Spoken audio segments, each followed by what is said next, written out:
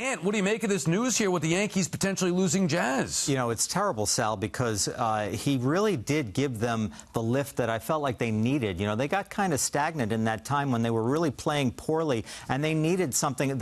Jazz has obviously a lot of flair and pizzazz in his game. You know, he's got the batting gloves flapping out of the pocket. He's got style around the bases. Plus, he was hitting a home run like almost every night, too. So he's obviously a good power speed guy. He was really a great addition to their lineup. Looked like a veteran playing third base as well in his first exposure there. So he was a really, really nice pickup. This is terrible. Yeah, that's could be a big loss, especially if they're talking about surgery with that UCL. That's obviously, it's usually a pitching injury, and he did it sliding, so kind of weird. But yeah, he's been a big addition. Took to third base, and he went there willingly, which was a good sign. And I think I always said that I thought Judge and Soto would bring out the best of him because he's got talent. He's been a bit of a showboat, which is fine. Just tuck the pocket in. I've said that before. It's my only real issue. Why do you think I mentioned it, Harp? Tuck the pocket in. But, I mean, that's a big loss because obviously he was filling a big hole there. They're going to have to go back to figuring out how to play somebody at third base. That's a huge loss. It could be anyway. Yeah, I think, like, tangibly, the statistics that he was throwing up, moving to a new team in the biggest market, playing a new position,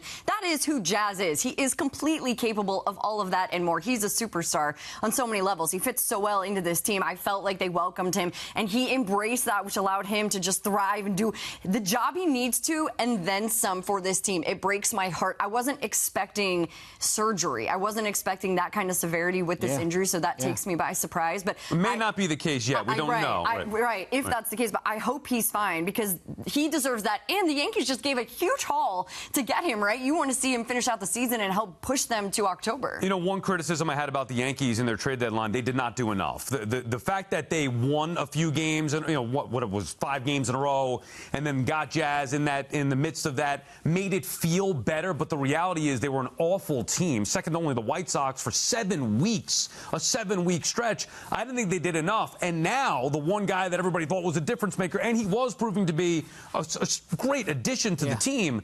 But if they lose him, they shouldn't be able to, you know, they got to be able to overcome losing Jazz Chisholm here. And I don't know if they can. With the way Wells is hitting and Stanton now, they got a chance if those guys stay healthy. And Wells looks like he's coming really hard, really fast now. I wonder if we'll see Oswald Peraza come up from the minors now if they have a need for an infielder sort of long-term here. You know, he's actually hit a little bit. He's one of their better prospects. Maybe the shine is off him a little bit, but he's still a talented guy with some potential there. So maybe he'll get a chance to sort of fill in a little bit anyway.